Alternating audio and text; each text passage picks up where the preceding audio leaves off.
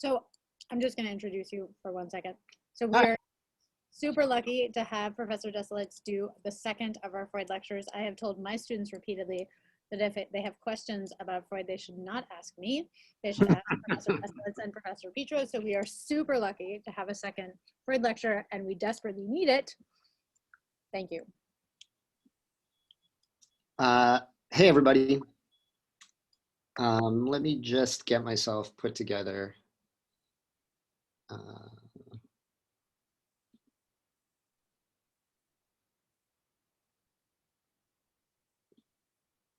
I hope you're looking at Two Heavenly Powers, Freud and the Enlightenment. Is that the case? Excellent. So I've got the chat up and the participants list up. So if if you have questions that emerge that feel urgent, please feel free to throw a question up in the chat or to raise your hand, and I should see you in the participants, although space management on a screen, as you probably can guess, is pretty complicated. So I might miss something. I'm making you very small, very small. Do you want me to monitor the chat and the participants so that you don't have to?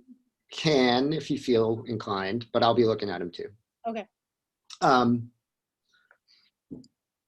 right, so I feel like my goal here today should be, and is, to tell you a little bit about why Freud why this text shows us how Freud is a critic of the Enlightenment and the kind of critic that he is. I think Professor Petro has pretty well laid out the most important conceptual terms in Freud, and I'm going to try to avoid doing that as best I can and trying to use language that I think you have the language you need for the things I'm going to say. So I'm going to, except for superego, I'm not going to really introduce new terms. I'm going to try to rely on what Professor Petro has said. And one of the things he said that was very useful to know about this text is that it's a late Freud text. And Freud, he also said, changed his mind all the time. He was a sort of, he was never quite sure about any of the things he was saying, and he was fairly open about that. So there's a lot of impacted stuff in this text. So I'm gonna try to avoid as much of the impacted stuff as possible and just try to tell you the quickest story I can about what Freud's relationship to the kind of Enlightenment ideas we've looked at already, what that relationship is, and particularly what the concept of the death instinct and the superego can tell us about that. I've called the talk the Two Heavenly Powers because Freud refers, does anybody remember or has anybody read the stuff that Freud refers to? What are the two heavenly powers for Freud? Is anybody, maybe you haven't read it yet. Love and necessity? So those are the things that motivate civilization, but they aren't the things that he refers to as the two heavenly powers, although they're related to them. They are love and death, basically, like the drive toward love, eros, and the drive toward death. And he calls these things heavenly powers sort of as a joke. They aren't heavenly. They are the core basis of what a human being is, these two basic drives. They are, he calls them heavenly powers to invoke myth a little bit, to say that, to emphasize that we are at the mercy of these forces, even though they're forces that are inside of us. Okay, here's an easier question. Does anybody remember what the three principles of the Enlightenment are that we've established? Like, we have a very cartoonish vision of the Enlightenment, obviously. If you take 221, if you have taken 221 or taken in the future, you'll get a more fleshed out vision of what the Enlightenment really is. But we have a little cartoon of the Enlightenment, which, you know, aims at an accurate, if full, representation. And in that, we have three basic principles that we think are kind of the tenets of the Enlightenment. What are those? Jonathan says reason, freedom, and progress. And that's right. These are the three principles in the Enlightenment. And at the end of the lecture, I'm going to show you some things that Freud says about both of those things. But for now, I want to, just to begin us with a little dialogue between Freud and Kant, I want to start with this notion of progress. Here's something that Kant said about progress. You might remember it because of the very first sentence of What is Enlightenment? 2 sentences. Enlightenment is mankind's exit from its self-incurred immaturity. Immaturity is the inability to make use of one's own understanding without the guidance of another. So we all remember that little passage from Kant. And I kind of give a very quick kind of summary that integrates those 3 terms of what is enlightenment. Kant believes something like, a Kantian would be angry at me for saying this so simply, but I'm going to do it anyway because I'm not a Kantian. If you give people freedom, they will use their reason to become enlightened, and progress will result. Progress here is the achievement of maturity, which is equated with self-sufficiency. So you reach maturity by by being given the freedom to think for yourself, and the result of that, if you let enough people do it, is positive change, progress, right? Positive change in the social order. Here's something that Freud said. He said, a person's own feelings would not lead him along this path, that is the path of compliance with civilization. He must have a motive for submitting to civilization. Such a motive is easily discovered in his helplessness and his dependence on other people, and it can best be designated as fear of loss of love. Freud thinks that we are, at bottom, motivated and made to comply with the demands of civilization because of a thing that is completely characteristic of our infancy, of babies. That is to say, helplessness. We are helpless in the face of the threat that the things that we love will take their love away from us. And for babies, of course, that's a very visceral experience. When you're a baby, you're just a wriggling slab of flesh that can't really do anything for yourself. And so when the threat that the thing that does things like feed you and clean you up and give you any affection you might be able to have would go away, that profound experience and that threat is, for Freud, the source of culture. So instead of aging out of infancy and achieving maturity, we basically repeat the problems of infancy over and over again in this feeling of radical vulnerability. And no idea is more central to Freud than the fact or the idea that humans are unbelievably vulnerable all the time. We're very fragile beings, and we're reacting to that fragility constantly. So one way to get a picture of that is to start working through what these 2 heavenly powers are. These 2, we will also call them, well, he calls them, this translation calls them instincts, right? Impulses that are at the core of human identity. The first of the heavenly powers, and the easiest one to understand, is the one that he calls eros. It's the source of the thing called libido, and you might call it a life drive.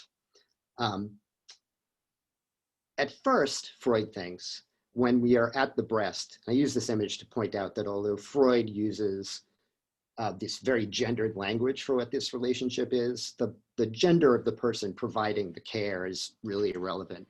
The point is somebody's providing care. So, and that care and that point of contact that we're seeing there between this guy and this baby as he breastfeeds the baby is, for the baby, according to Freud, maybe not at this exact point, but an experience of total togetherness with the universe. Professor Petro mentioned this, and a feeling of being very deeply at peace. It is what I call the Og Oceanic Feeling, right? What the oceanic feeling that Ramir Bearden claims to have in adulthood, Freud thinks is a holdover from this experience. And at that moment, there is no thing that we would call a person exactly in the baby. The baby thinks of itself as participating in the being of the thing that's nursing it. The baby thinks, and in that way, also thinks of itself as participating in the whole universe. That's the whole universe, right? But then a moment comes when that object goes away. And then now we're in the presence of that helplessness I mentioned before, right? Because this baby who thought of itself as being at one with the thing that was providing its sustenance and nourishment, suddenly thinks, oh shit, I am not as one with this thing. This thing can go away. And I need to do something to get it back, right? And what does the baby do to get back the breast? The baby screams or cries, right? The baby, this is the first experience of the reality principle, with the fact that you might have to do things to get what you need to feel pleasure and fulfillment. And in this case, the first thing you have to do is scream in hopes. You have very little other resources. Again, you're just this wriggling mass of flesh. Scream in hopes that this breast will return. So here we are at that point. So, but once you get this idea that, oh, actually objects are separate from me, you also get this idea that you are a thing, right? A discrete thing separate from the rest of the universe. And the language that we have for that now is ego. I think it's just worth saying really quickly that the original German word, are there any German studiers or speakers in the house? So identify yourself if you know anything about German at all by raising your hand. In digital world, there's got to be somebody who knows a tiny bit of German.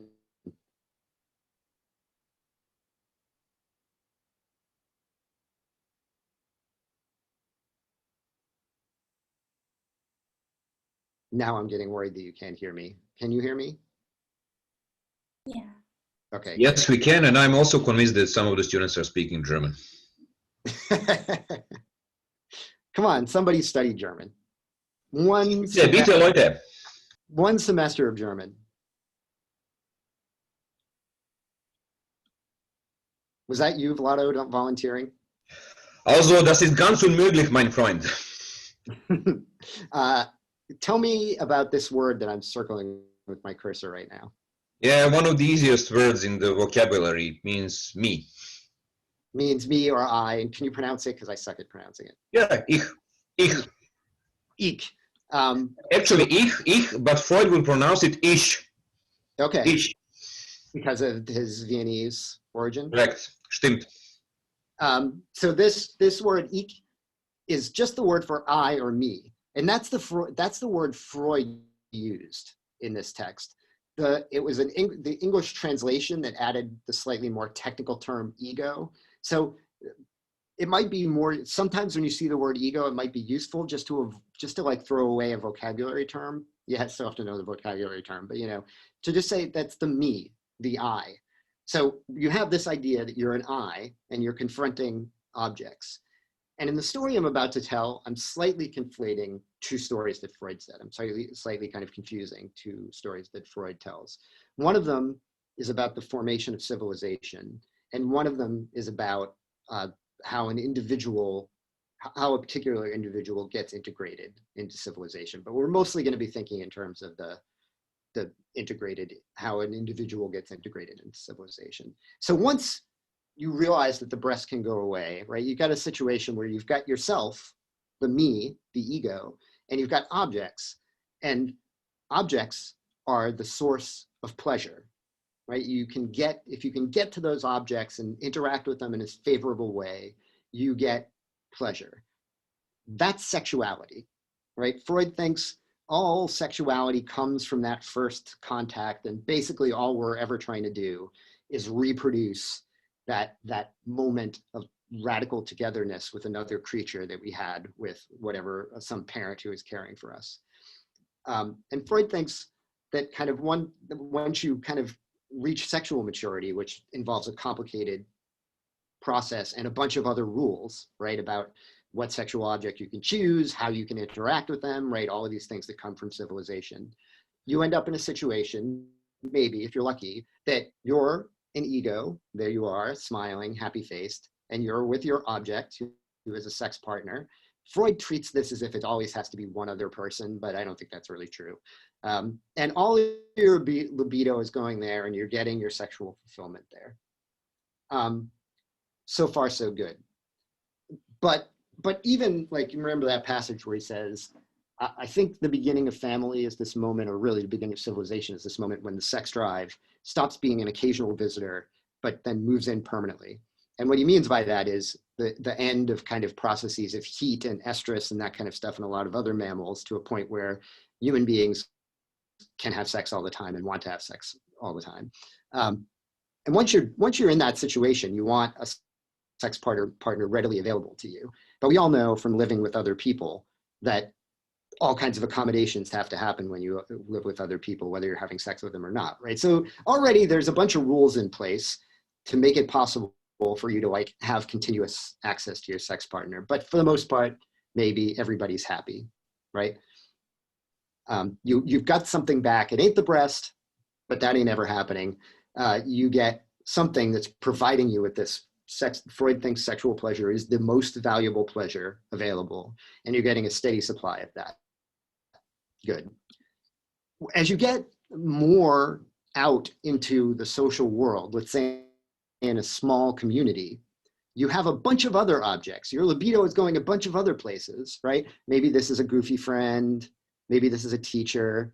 Maybe this is a sad and needy friend. This obviously is your pet rabbit. And all of the libido, you're spending libido on those people. You're investing energy in those people. Libido just means attention, really. And you have to pay attention to them, and you have to organize this element of the community. And maybe that's a little more work. You don't get the same giant burst of pleasure you get from your sex partner, from these creatures. But, you know, it's okay. You know these people, you like them, you trust them. They're your family and immediate friends. Maybe your high school or your middle school, right? But then you have to move out, and part of quote unquote maturing is moving out into larger community spaces. And then there are more rules, more demands on you, like you're suddenly part of a bureaucracy, somebody's got a number on you, you're hanging out with a bunch of people you don't know, your professors all want to talk about Freud, and you're like, what the hell are you talking about? You're maybe feeling more pressure, and you have no reason to love, like you have reason to love these people because you know them. You have no reason to love really your professors at BU or most of the other people at BU, but you're still kind of a student at BU and you have to live in that community. I'm going to ask another question. I'm realizing that audience participation is not working out very well in this conversation so far, but maybe I can get you to answer this. Who here worries about grades or is quite invested in grades among the students in the class? All right, we got, wow, we got a lot of people. Let's start with, wow. Okay, you're making my point. Let's start with Grace. Grace, tell me why grades are so important to you. Grades are important to me because they're like a reflection of the work that I'm putting into all my assignments and everything. Cool. So the reflection, you think you're getting back something from the work that you do. Let's hear from one or two other people. I got Elma at the top here. Well, I agree with what Grace said, but I also think that they're a reflection to things beyond like more than just me. Like for example, grad school will see my grades for this year, and yeah. So it's a way to keep moving out into the world and maturing. The grades mark that for you. What about Imani? Is that Imani? Yeah, it's a measurement of your performance. A measurement of your performance. Yeah. These are all really good answers, and I appreciate them. Freud would consider them, if not exactly lies, at least diversions from what he thought would be is really the source of your investment in grades, which is the grades are the way that BU shows that it loves you, that it, like your parents, and maybe your parents are the people who trained you to value grades so highly, right? So maybe you did well in school and your parents are like, we're so proud of you. And you were like, wow, they love me. They won't abandon me and stop feeding me or paying for my tuition or whatever. The breast, something approximating the breast will stay. And so as things get more complicated, right, and you get to BU, the grades become a sign of social validation. And the reason why, Freud would say, students are so anxious about grades is they might think it's about their future, but it's really about feeling whatever weird version of affection the institution of Boston University can show to them as the person kind of operating like a parent. Their community, right, can show their love. Like this like, I don't know, like friend you on Facebook or give you $5 or share a candy bar with you. BU isn't going to do that to show its love, right? BU has grades for that. And you're like, oh yes, give me that. Okay, and then I don't want to talk in much detail about this one, but once you get out to the demand that you love your neighbor, and we'll talk about this more when we get to the superego, which is a demand that Freud, or all the people with hands up still on the grades thing, or do you have questions? I'm going to assume you're still on the grades thing. But if you have an actual question, feel free. Okay. Freud is really upset about this demand, love your neighbor, right? And that's because it makes absolutely no sense to him. There's absolutely no reason to love everyone. And he sees this as something like a demand that you have the oceanic feeling, right? That you expand your love out to everybody. You're already stretched when you're like, I have to identify with everybody at BU and these crazy professors who make me read Freud. Like, there's no way I'm going this far. And that's why this person is really crying. And we'll talk more about this when we get to the superego, because the demand to love thy neighbor as thyself is a perfect example of what the superego does. Okay, so here's the picture, right? And I'm showing this sort of increasing sadness of the person who has to basically put off the sexual pleasure, the reward, more and more as more and more people get involved in the situation. But there's a compensation for that, and it's called sublimation. Sublimation is the process whereby you take, like, you're investing some of your libido in each of these people or each of these things, but you're not getting, some of your libido is still stuck there, kind of looking for a place to get discharged. And that's the really pleasurable, energetic stuff, the sex.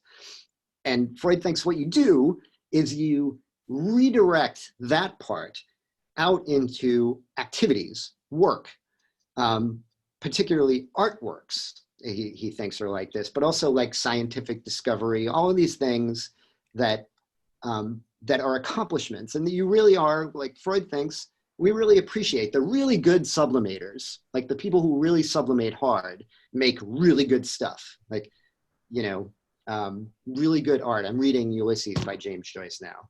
James Joyce, super good sublimator, like really good art, and we appreciate that. They're giving us some of their erotic pleasure in the form of these objects that they make instead of having sexual pleasure. And so sublimation is both forced by civilization, because civilization forces us to keep deferring and keep like following all these rules and not immediately getting the pleasure that we want. But it's also, it also is culture, right? A lot of the stuff that Kant would put in the realm of Enlightenment, his own philosophy, beautiful art, the sublime, all of this kind of stuff is, well, that's why it's called the sublime, sublimation, is a product of the very suppressions that are demanded of us by culture. So that's how sublimation works. It's where one puts some of those energies. Good sublimators are very productive. Bad sublimators are less productive because they're like they never left the breast, right? They're in this thing where they just get their object all the time. But if you can sublimate, you can be really productive. All right, so that's the basic, and all of that is distribution of libido. Let's move on to the second heavenly power, which is death and aggression. The reason why this is the second one, there are a lot of reasons why this is the second one. One of them is that Freud didn't notice it at first. Freud thought for a long time that the only thing motivating people was this desire for sex. But when he wrote this book, which with Professor Petro also mentioned, called Beyond the Pleasure Principle, he thought he might be discovering another fundamental drive in human beings, and it was the one, this death and aggression drive. Usually, in many cases, this is a good thing to know about a lot of processes in Freud, the object, the thing to which a drive is directed, can change a lot. So the death drive started out being, the first time he thought he discovered the death drive was, he was going along thinking pleasure principle, which means people pursue their pleasures. They try to do things that are pleasurable to them. But then he started treating some soldiers who had PTSD from World War I. And he was like, these people keep repeating the miserable experiences they had in war. They're not following the pleasure principle. What's wrong with these people? And that's how he thought he discovered the death instinct. And so in that case, a lot of this aggression was being turned on the people themselves. They were sort of punishing themselves. But it also works that on a lot of times, Freud thinks that death drive or aggression is directed at other people and directed outward. So let's do a similar little trajectory of the death drive.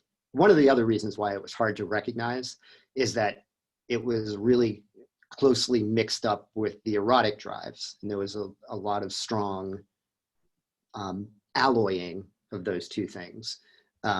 You might think about the fact that, the colloquial sense that if someone is like, if someone is mean to you on the playground, it must be because they like you, that kind of thing. Or the way we do, in fact, kind of playfully fight with the people we're erotically invested with. And then, of course, there's full-blown sadomasochism, which, really involves sexually enjoying either inflicting pain or receiving it. But everybody's a little bit sadomasochistic. So one of the reasons it was hard to identify the death drive, Freud thinks, is because it was so closely connected to eros. But once he did discover it, he thought he could see how it was functioning culturally too. It also could be sublimated or inhibited, and the form of a desire to, Freud uses the term conquest of nature. It can be used to make technology, to control the world. That the impulse that people bring to asserting some kind of control over the natural world, the world outside them, was the result of the sublimation of the death drive, or the death instinct, or the aggression instinct, if you prefer. But that's a pretty inhibited way of doing that. Like, you don't really get that much of the pleasure of aggression or domination, or the satisfaction, maybe not pleasure might not be the right word, but the satisfaction of aggression and domination from like, building a new app for something. There's another more direct access to the satisfactions that that the death drive has to offer, and that is, I'm using the word scapegoating here. He doesn't use that word, but he points out that minority communities are often the victims of oppressions and violences by majority communities. And he thinks that too is the death drive or the aggression drive manifesting itself. I keep using the word drive instead of instinct because there's controversy about translating that word. It's not important. But when Freud says instinct, I'm saying drive. Maybe I should start saying instinct instead. But anyway, just know that those, we're going to treat those as synonyms. This is also an opportunity to see a little bit of Freud's way of making his points. Like, mostly right now I'm just explaining what Freud says, but this is a good instance of the way Freud says things, which is, I think, kind of important. So I'm just going to read this passage. But the point, so the point is, one place the aggression instinct goes is towards abuse of minority communities. And he says, in this respect, the Jewish people, scattered everywhere, have rendered most useful services to the civilizations of the countries that have been their hosts. But unfortunately, all the massacres of the Jews in the Middle Ages did not suffice to make that period more peaceful and secure for their Christian fellows. So one of the most important skills that you develop as a reader, particularly in college, is the skill of recognizing irony. This, which is language that says something in a way that makes it clear that it means another thing, and generates a certain kind of energy out of that, or a certain kind of feeling out of that. When Freud says the Jewish people have rendered most useful services to the Europeans that they lived among, what he means is that they have been abused brutally by these people, and that they've become the place where their death instincts go to smash things.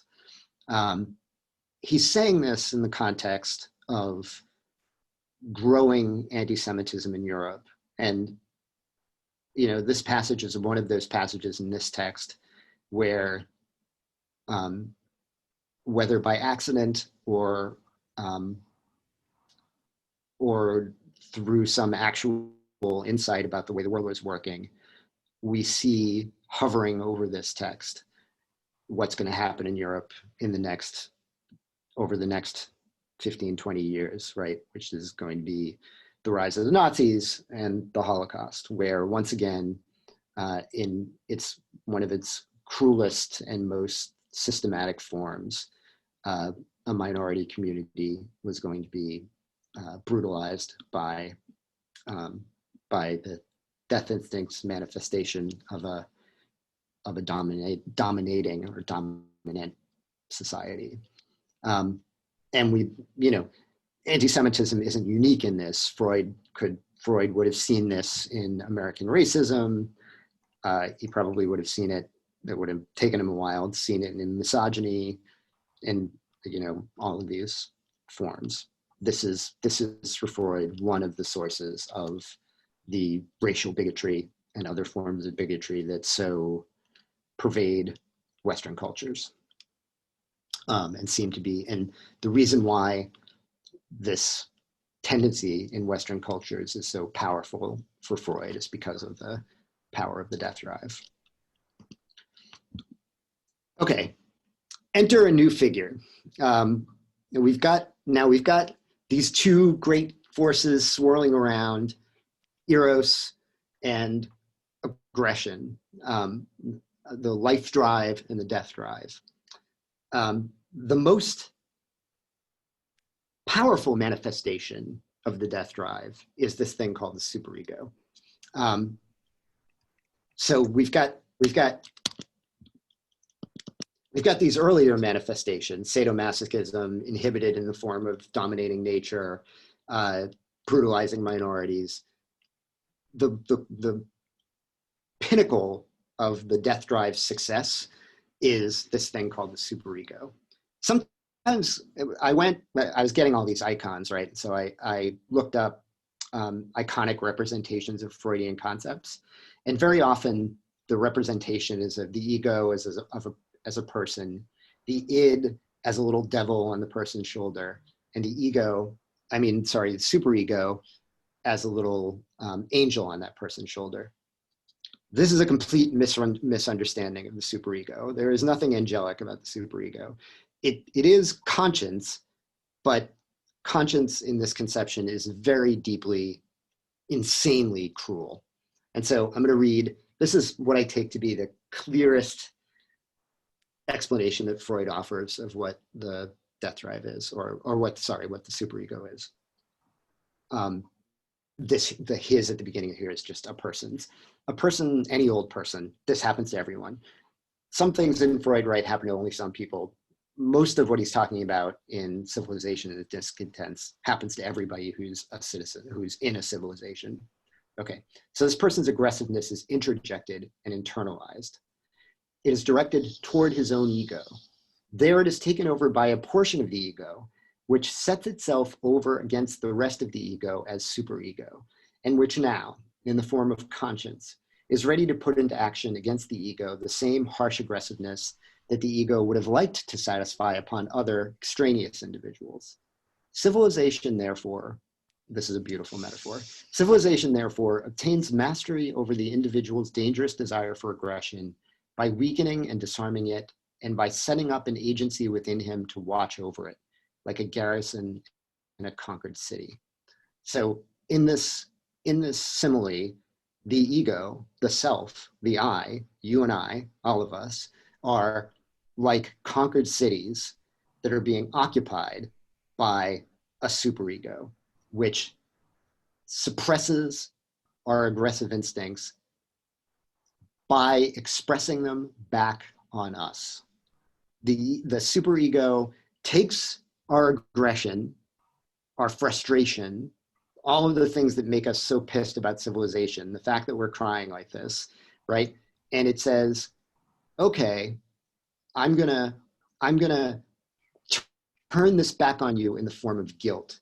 And it's gonna be a self-perpetuating cycle. You're gonna feel guilty. It's gonna make you more anxious. You're gonna feel more frustration. It's gonna come back to me, and I'm just gonna push it right back at you.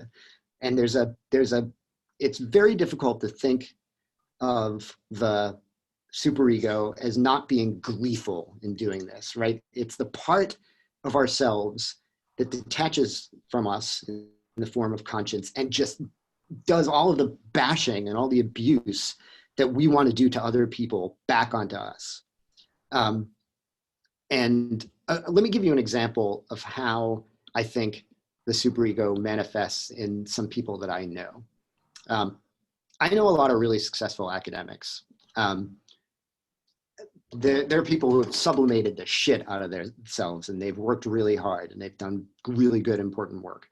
And I've watched them mature, grow up. I knew some of them in grad school. I've known some of them over the early parts of their careers.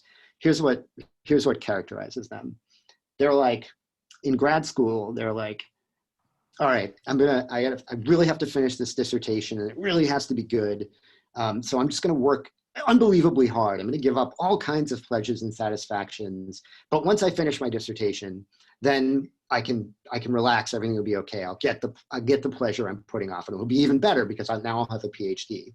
I'll have the big grade from the institution that shows its love. So they do that. They work. They really, writing a dissertation is an incredible amount of emotional and mental work. It's basically writing a book, right?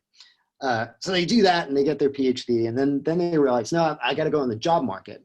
I got to get a job in academia, which is hard. So now I've got to publish even more. I got to write some more things. I've got to study institutions. I got to know, I got an interview at this school. I got to know, I got to memorize the CVs of everybody who's on the committee that's going to interview me to figure out whether they can give me the job. I have to know the mission statement of the university. I have to know some special program that they're interested in so I can mention it in the interview. I'm going to research, but then I'm going to get this job and everything's going to be okay and I'll have a nice job and I can relax.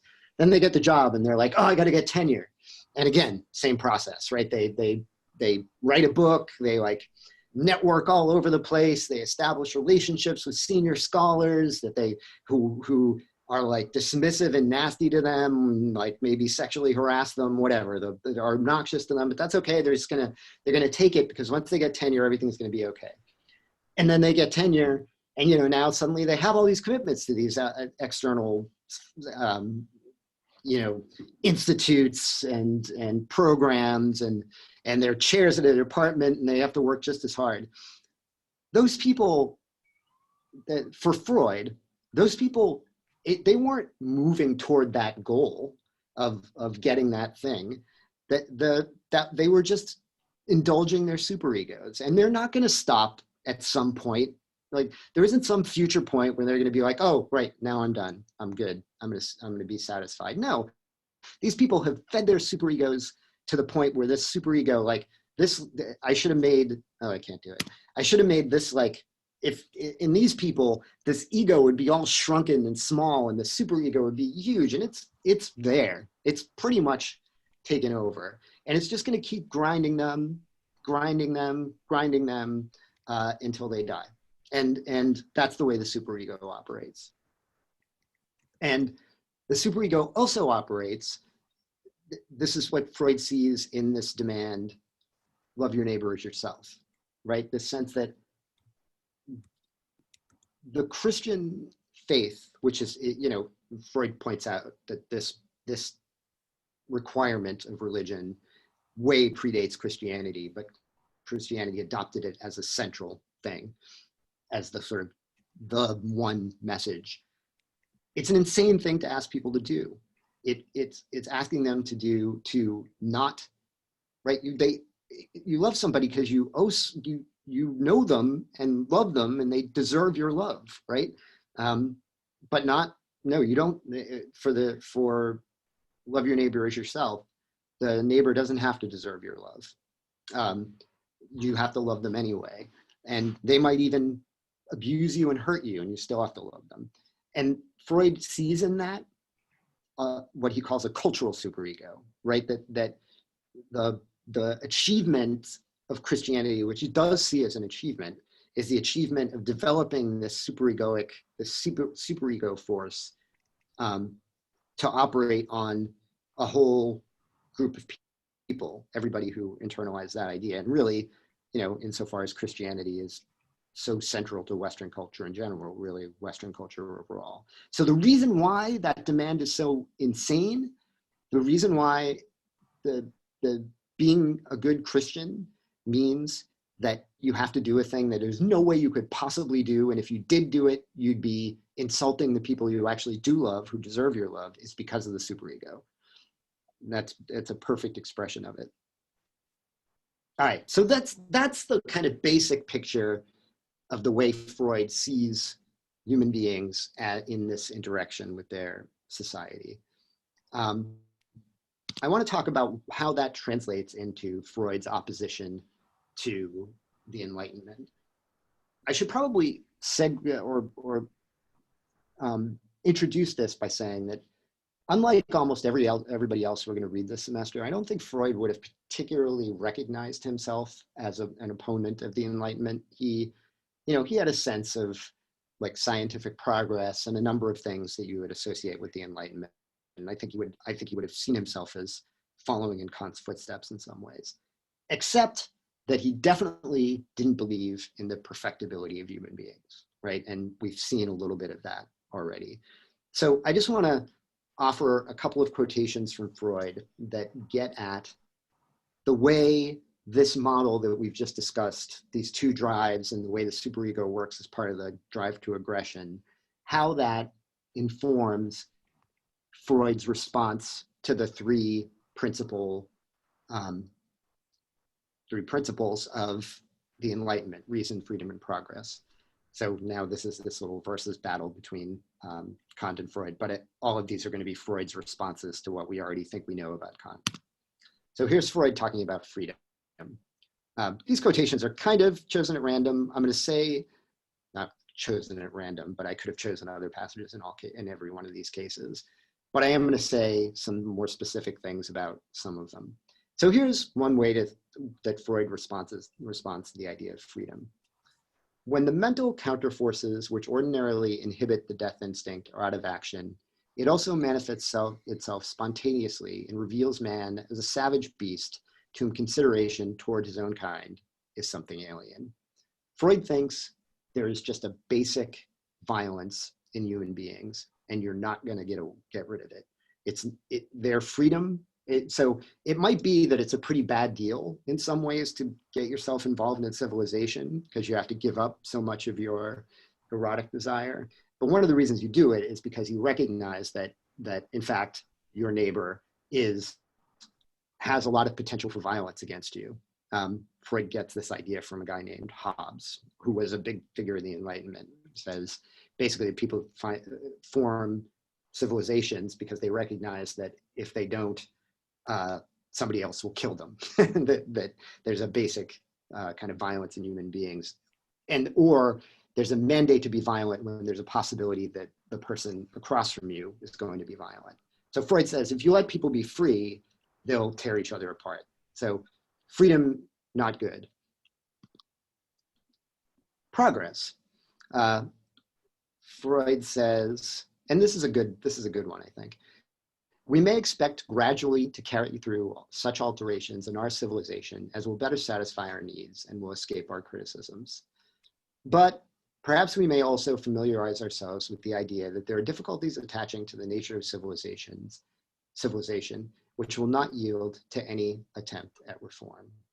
So this is an example of Freud saying, actually, things can get better. And, you may remember that passage. There's a passage where he talks about how the limits on people's sexual possibilities really inflict a lot of pain and are unjust. And we might say that as compared to 1931 Vienna, 21st century United States at least allows a little more freedom in that regard. Our official medical professionals don't view homosexuality as an illness, unlike Freud's official medical professionals, for example. So, there have been incremental improvements, but the things about the drives and the thing about the superego, that ain't gonna get fixed in Freud. And that's why he says there are some things about the nature of civilization that are not gonna yield to any attempt at reform. There's a severe limit on progress, not only because, in fact, we're all just endlessly churning through our own infantile problems over and over and over again endlessly, but also because there are intractable wrongnesses about civilization as humans produce them. Which things could be changed and could get better and which ones couldn't? Obviously, kind of a complicated question. Who knows? But this is an example of Freud saying that utopianism of the Enlightenment is a fantasy. Okay. And here's Freud on reason. This is my favorite passage of all of these passages. This is right toward the end, and he says something right before he says this. He says, I can at least listen to people who say civilization was a bad idea. Like, I'm willing to accept that maybe that's the case. But he's saying, I don't really know that. That's beyond my pay grade. But I do know this. I know for certain, there's one thing I know for certain, and that is that man's judgments of value follow directly his wishes for happiness. That, accordingly, they are an attempt to support his illusions with arguments. This is Freud saying, basically, that at the end of the day, reason is a mechanism through which certain people's fantasies of the way the world works assert themselves on other people.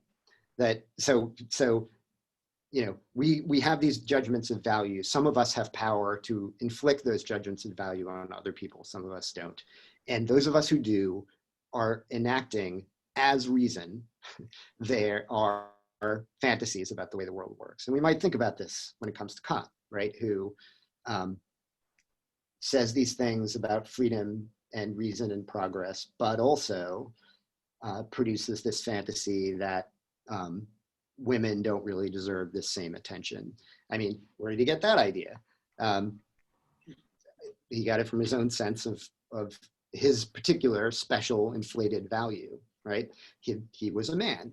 And so it was easy for him to believe that men are superior to women. Ditto with the race stuff, right? It's also, I think I'd want to add to this. So Freud thinks always our judgments of the world are going to be distorted by our wishes. Maybe not even distorted, made by our wishes. That's not to say we're completely ignoring the outside world completely, but we're always going to interpret in a way that feels favorable to us. I should probably also say that also happens with all these objects of sublimation, right? You got, I just mentioned reading Ulysses or any other literary text, let's say, we'll go with Ulysses, right? This is both a product of sublimation that Joyce managed to carry out to produce this amazing book, but also an expression of his fantasies. And we could read his fantasies in the text if we wanted to, or anyway, we could read some fantasies in the text. So anyway, our judgments of value follow our wishes for happiness. Okay, so that's just Freud's, we already talked about another problem he has with progress, which is the infantile thing, but here are 3 responses to the notions of enlightenment that Freud generates. I want to think a little bit about what the nature of these objections on Freud's part are. Broadly speaking, as you probably remember from reading Kant, it's very difficult to think of the Enlightenment. The Enlightenment was a political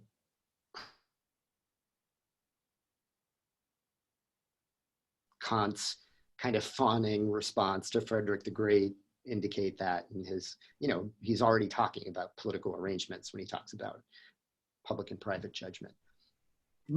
There are critiques of the Enlightenment that both come from the political left and others that come from the political right. Almost all of the critiques of Enlightenment that we're going to be reading in this class come from the political left. And there's a reason for that we'll get to in a minute. I think a pretty good reason. But I just want to talk about the differences between critiques of Enlightenment that come from the left and critiques of Enlightenment that come from the right. So let me name some elements, and you're going to see these get developed as we move forward in the semester, of critiques of Enlightenment from the left. One problem that a lot of people in the left have with the Enlightenment is that it's too individualistic.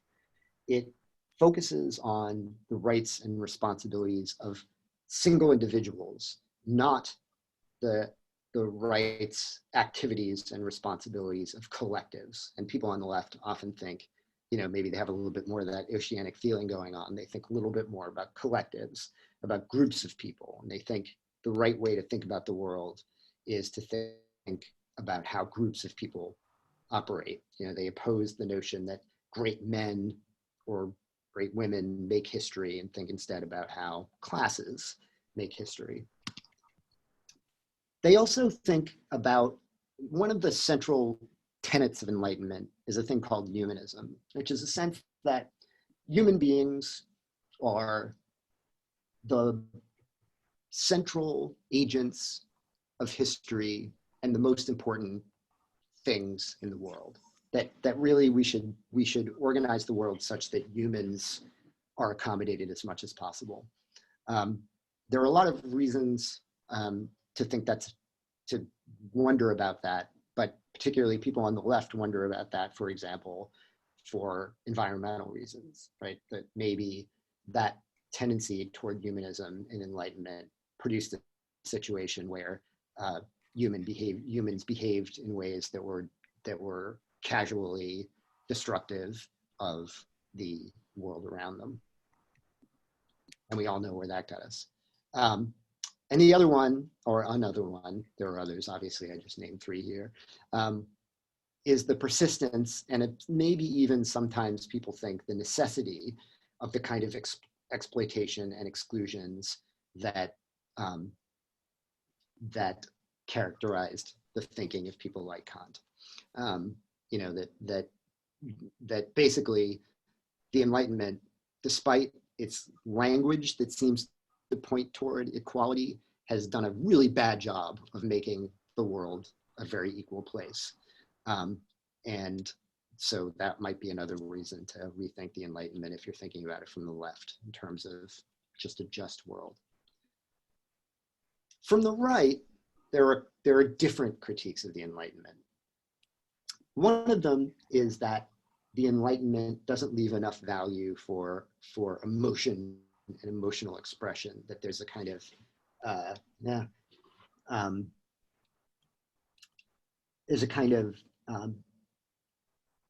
use of reason against more visceral and direct kinds of experience. Another critique from the right, and this is a related one, is that sort of people with specialized knowledges lay claim to be able to dictate what everyone should do, they think. So, you know, you hear the term in America now, you hear the term coastal elites, right? The coastal elites are, you know, they're at places like BU, and they're out of touch with the real people of the United States, and they just think in terms of these like weird abstractions that no one really cares about. I forgot an important one from the right that I didn't mention, but another one is that the Enlightenment can sometimes be damaging to tradition, right? For example, like the nuclear family, the patriarchal nuclear family, like was sufficient to make people happy through much of the history of the United States. Why should we be abandoning it now when it works so well? And they also think that these notions of perfectibility deny human nature, that if if you base a society on competition and on establishing hierarchies, that you both motivate people to do things, and people are primarily motivated by wanting to get ahead of other people. Yeah, so Vanessa asked, in what sense are you using terms right and left? Do you mean with respect to political parties of the US in the 21st century? More broad than that, but the basic organization of politics in the West since, let's say World War I, between you know, there's a set of positions that are left positions that have to do with justice, distribution of goods in more equal ways, versus positions on the right, which emphasize more sort of orderly societies and think that certain hierarchies are valid. That's my best way to answer that question. But I think that translates perfectly into contemporary American life too. As a matter of fact, that's the next slide. One of the reasons why, and so I think Freud, unlike most of the other people we're reading in this class, Freud's position, Freud was not right-wing politically, but I think his critique of Enlightenment comes from the right, from the notion that humans are fundamentally aggressive. He has different solutions than right-wing people do, which, you know, I think the solution is accepting that reality, and actually maybe the solution is civilization the way we have it, right? That it continues to ward people off from doing the most violent things. But as I said, he was worried as he looked at his own world that a critique of Enlightenment from the right that was going on was going to be very dangerous for everybody, but very dangerous for lack of a better word, his people. As Professor Petro said, Freud was a secular Jew, and saw cultural affinities among Jews, even though he was radically, obviously, opposed to religion. And I think his vision that there's a certain satisfaction in aggression is really expressing itself very powerfully now, and that we're in a moment where in the United States now, we're either at the beginning or at the end of a moment of real uprising against the Enlightenment from the right. And one of the characteristics of it that feels to me particularly responsive to what Freud thinks is the kind of glee and happiness that it brings along, its sort of celebratory character that it brings along with its potential violence. I'm thinking we can take an example from before the Trump administration and an example from after the Trump administration, or almost after the Trump administration. The example from before the Trump administration is his famous "grab them by the pussy" remark, right? He says he was recorded, bragging basically about acts of sexual assault against women. And he said, this thing about if you're famous, they'll let you do anything. They'll let you grab them by the pussy. And when people called him on this, for obvious reasons, he said, that was just locker room talk. And what he means by that is there is a space, the locker room here, where I'm allowed to say those things. I'm allowed to express that aggression, and you can't stop me. And it's just for fun. You shouldn't take it seriously. The example from after the Trump administration is this guy, the so-called QAnon shaman, one of the clowns who broke into the Capitol on January 6th. The festive quality of the violence that was on display there, violence, by the way, that many of these people who are white supremacists are carrying out the kinds of aggressions that Freud was talking about in relation to anti-Semitism earlier. The joy there is something that Freud really names when he talks about this particular way that aggression gets expressed, particularly in attacks on the Enlightenment from the right. And here he is talking about that. But even where it emerges without any sexual purpose, in the blindest fury of destructiveness, we cannot fail to recognize that the satisfaction of this is the death drive, the aggression instinct. The aggression instinct is accompanied by an extraordinarily high degree of narcissistic enjoyment, owing to its presenting the ego with the fulfillment of the latter's old wishes for impotence. This guy, in his ridiculous getup, having broken into the Capitol in an attempt to disrupt basically one of the fundamental operations of Enlightenment governmentality, democracy. The fact that he seemed to be having such a good time, and that a lot of people who seem to have a good time in this way find a way to say, I was only kidding. I didn't mean it. That I don't mean it is being provided as an excuse by these people because they're having such a good time, and because the happiness and pleasure of domination is showing so clearly in the way that they're presenting themselves to the world. So I don't know, that's something to think about as we look out into the world we live in now. All right, so we got about, I think, 10 minutes for questions.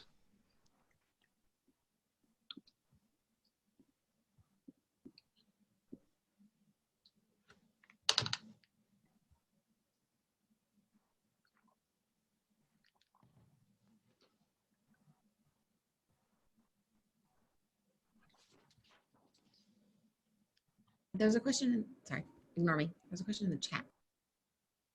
Yeah, I answered that question. You're talking about Vanessa's question? Okay.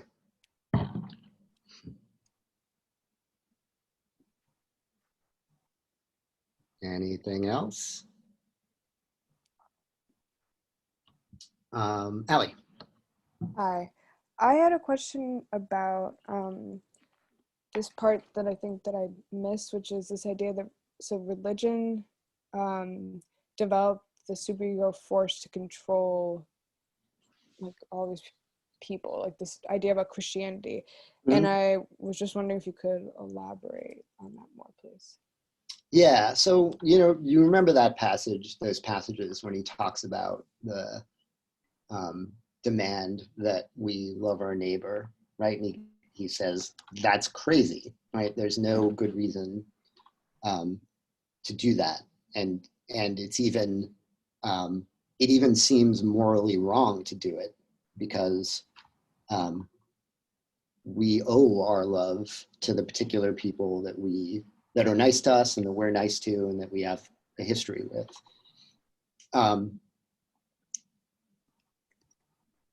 And that's why Freud is so bothered by this particular demand. I was saying that I think he sees in that demand, and in the demands in religion in general, it's just that this one is a very extreme example. He sees evidence that the superego operates not just in individuals, but culturally in this thing that, the more, and the nature of that is that the more you give up or the more you give of yourself, the still more that the superego demands of you. And so, insofar as Freud kind of does believe in progress, he does think of Christianity as in some ways the fulfillment of the promise of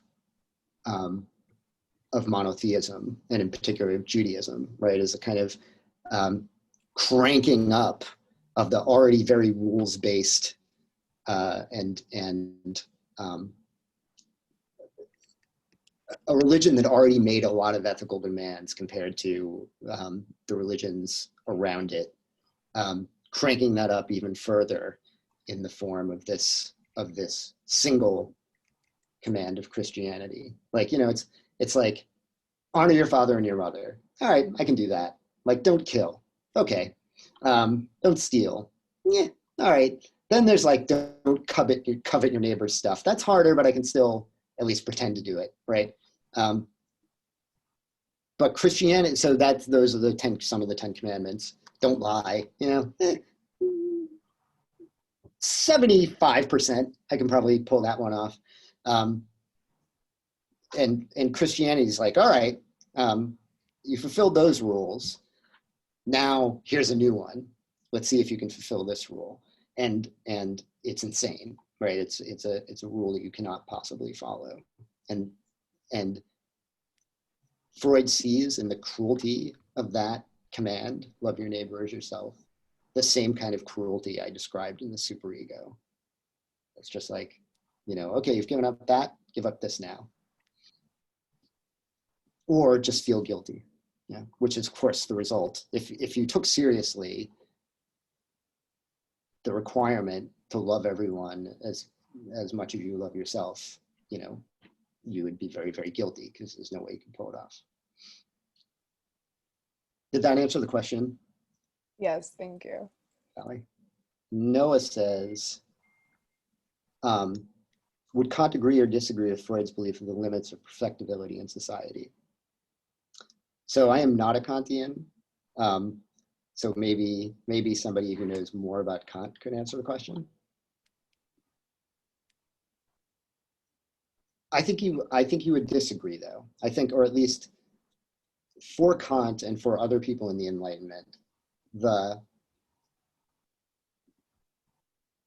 sky's the limit, right? That you're always moving. Remember Professor Sridhar pointed out how much the language of the inauguration festivities were Enlightenment language, right? It's kind of like we are moving toward a thing, right? And I think there is an idea in the Enlightenment that there's endless room for improvement. You might not ever actually achieve perfection. Humans are fallible, but there's at least the possibility of always moving in that direction.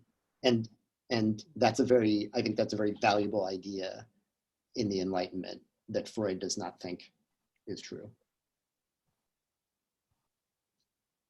Can I speak as a Kantian here? Yeah. So yeah, I think that's right. That's exactly the nature of the disagreement. Right, because for Kant, remember the oyster analogy, right? So for Kant, people are like the little pearls inside the oyster, if that's the right analogy. And like you just get rid of the hard shell and they blossom, right? And blossoming is like in their nature, and that's their purpose. And it seems like, if I'm right, Professor Desilets, Sean, exactly it. Like that's exactly what Freud wants to deny.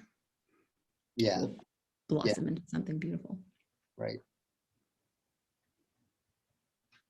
And you remember those passages in Kant where he's like, nothing, and this including that kind of seed / oyster bit at the end, that notion where nothing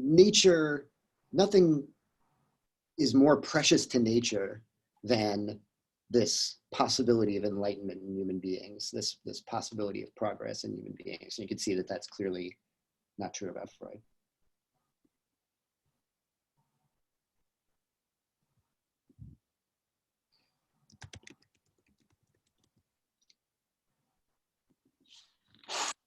All right, well, I am around. Obviously, you can email me if you have any other questions or thoughts. This was fun. Thank you. Kimberly, do you want to say anything? I just wanted to thank you for a great lecture and to remind everyone that Monday is a holiday and Tuesday is a Monday schedule, which means that if you have a Tuesday section, it is not meeting next week until Thursday. And if you have a Monday section, it's meeting on Tuesday.